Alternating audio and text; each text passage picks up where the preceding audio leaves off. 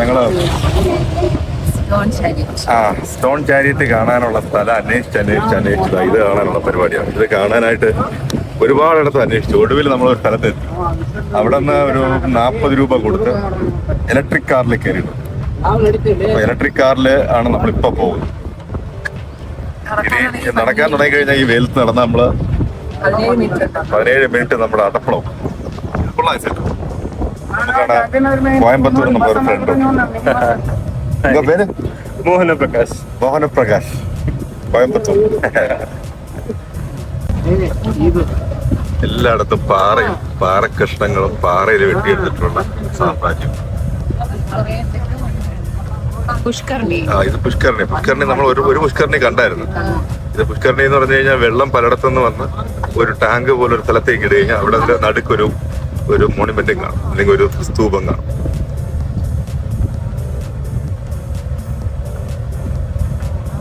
ഇതിപ്പോ നമ്മളിപ്പോ ഇരിക്കുന്നത് ആ ഒരു ഇലക്ട്രിക് കാറിനാണ്.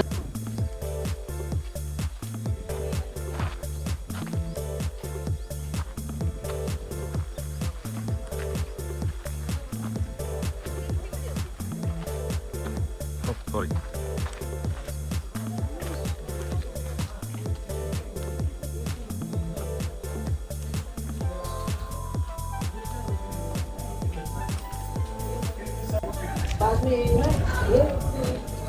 തോന്നുന്നു ഈ കാണുന്നതാണ് ഇതിനകത്ത് ഏറ്റവും വലിയ ഹൈലൈറ്റ് സ്ഥലം. നമ്മൾ പറയുന്ന തേടിക്കൊണ്ടിരുന്ന സ്റ്റോൺ ചാരിയറ്റ് തോരിപ്പം. ഈ ഒരു സ്റ്റോൺ ചാരിയറ്റ് അന്വേഷിച്ചാണ് ഹംപി നമ്മൾ വന്നത്.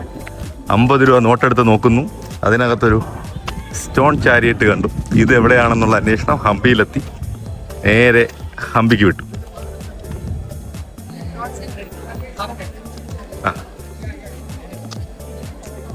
ഞാൻ നോട്ടെടുത്ത് ഫ്രണ്ട് വയ്ക്കും. അമ്പേരുടെ നോട്ട് കാണിക്കും.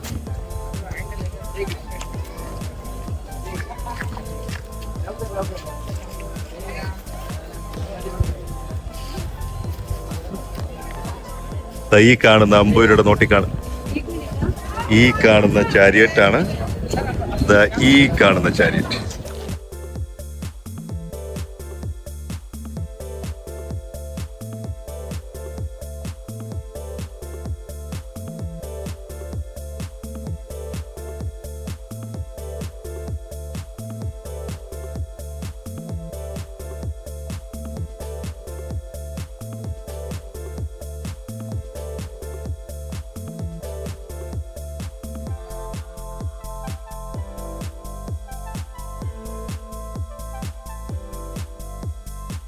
ഹംപിയിലെ പ്രധാന നിർമ്മിതികളിൽ എടുത്തു പറയേണ്ട ഒന്ന് തന്നെയാണ് ഈ സ്റ്റോൺ ചാരിയറ്റ്.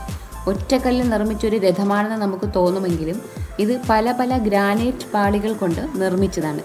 ഇവിടെ നമുക്ക് പല രൂപത്തിലും ഭാവത്തിലുമുള്ള കൊത്തുപണികൾ നമുക്ക് കാണാൻ പറ്റുന്നതാണ്. ഈ രഥത്തിന് 2 സൈഡിലായിട്ട് 4 വീലുകളും അതുപോലെ തന്നെ രഥം വലിച്ചുകൊണ്ട് വരുന്ന രീതിയിൽ 2 ആനകളെയുമാണ് ഉണ്ടാക്കിയിരിക്കുന്നത്. ഒഡീസയുമായിട്ടുള്ള യുദ്ധം വിജയിച്ചതിൻ്റെ സ്മരണാർത്ഥം കൊണാർക്കിലെ സൂര്യക്ഷേത്രത്തിൻ്റെ മോഡലിലാണ് ഈ ഒരു രഥം കൃഷ്ണദേവരായ പണിതത്. ഇത് വിഷ്ണു ഭഗവാന്റെ വാഹനമായ ഗരുഡന് സമർപ്പിച്ചൊരു അമ്പലം കൂടിയാണ്. ഈ സ്റ്റോൺ ചാരിയറ്റ് സ്ഥിതി ചെയ്യുന്നത് അവിടുത്തെ ഹംപിയിലെ തന്നെ പ്രധാനപ്പെട്ട അമ്പലങ്ങളിലൊന്നായ വിത്താല ക്ഷേത്രത്തിൻ്റെ മുറ്റത്താണ്. ഈ കാണുന്നതാണ് വിത്താല ക്ഷേത്രത്തിലെ രംഗമണ്ഡപം. ഇവിടെ 56 വലിയ തൂണുകളും അതിന് ചുറ്റിലുമായി 7 ചെറിയ തൂണുകളും നമുക്ക് കാണാൻ പറ്റുന്നതാണ്. ഈ 7 ചെറിയ തൂണുകളാണ് സപ്തസ്വരങ്ങൾ പുറപ്പെടുവിക്കുന്നത്.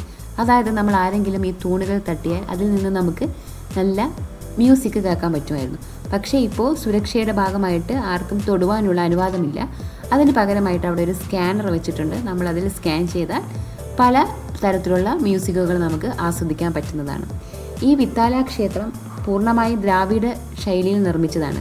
15-ാം നൂറ്റാണ്ടിൽ ദേവരായ രണ്ടാമനാണ് വിത്താല ക്ഷേത്രം നിർമ്മിച്ചത്. പിന്നീട് 16-ാം നൂറ്റാണ്ടിൽ കൃഷ്ണദേവരായ ഇത് കുറേ കൂടി മോടി പിടിപ്പിക്കുകയാണ് ചെയ്തത്.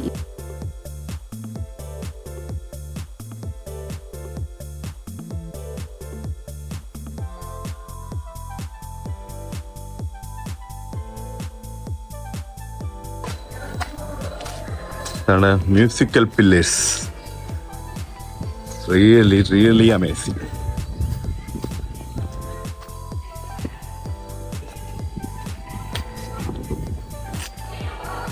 ഏതോ ഒരു ടൂറിസ്റ്റ് ആണെന്ന് തോന്നുന്നു. മേഡം എവിടെന്നാ? മലയാളം അറിയില്ലെന്ന് തോന്നുന്നു.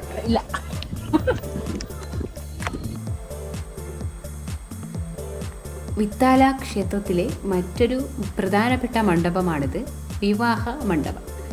ഒരു കാലത്ത് പരമ്പരാഗതവും മതപരവുമായിട്ടുള്ള ചടങ്ങുകളും രാജകീയ വിവാഹങ്ങളുമൊക്കെ ഇവിടെയായിരുന്നിരിക്കാം നടന്നിട്ടുണ്ടായിരിക്കുക.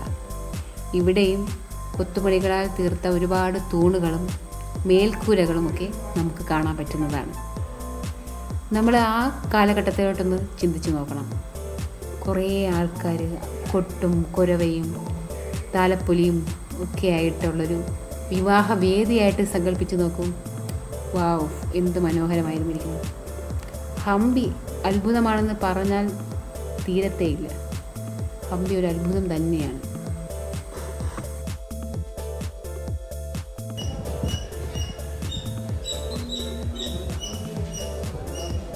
ഈ അമ്പലത്തിനകത്തേക്കൊന്ന് കയറുന്നു.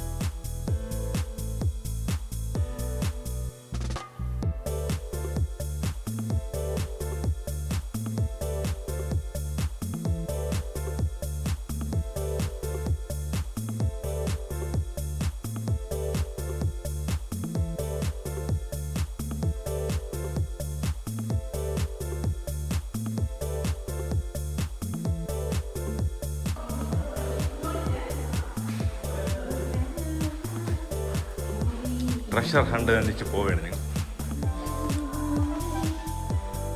അങ്ങോട്ട് പോട്ടെ. ടോർച്ച് മറ്റേ ലൈറ്റിന് എടുത്തുള്ള ഒരാളായിരുന്നു അല്ലേ?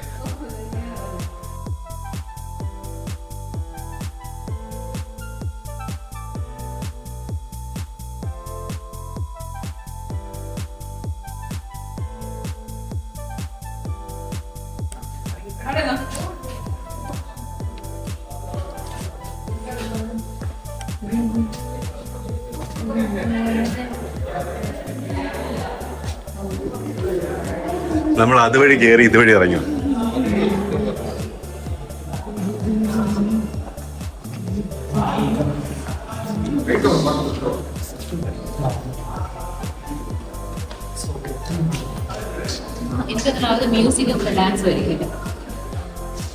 ഇതിനാണെങ്കിൽ ഈ അമ്പലത്തിൽ നിറയെ കലയ്ക്കാണ് പ്രോത്സാഹനം കൊടുത്തത്.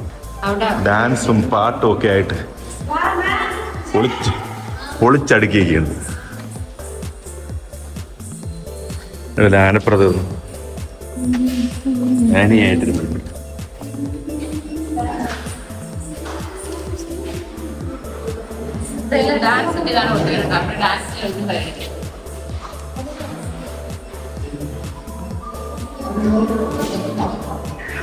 ഇറങ്ങാം.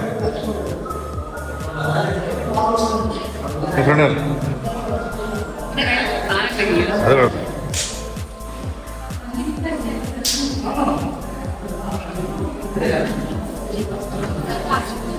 ഇറങ്ങ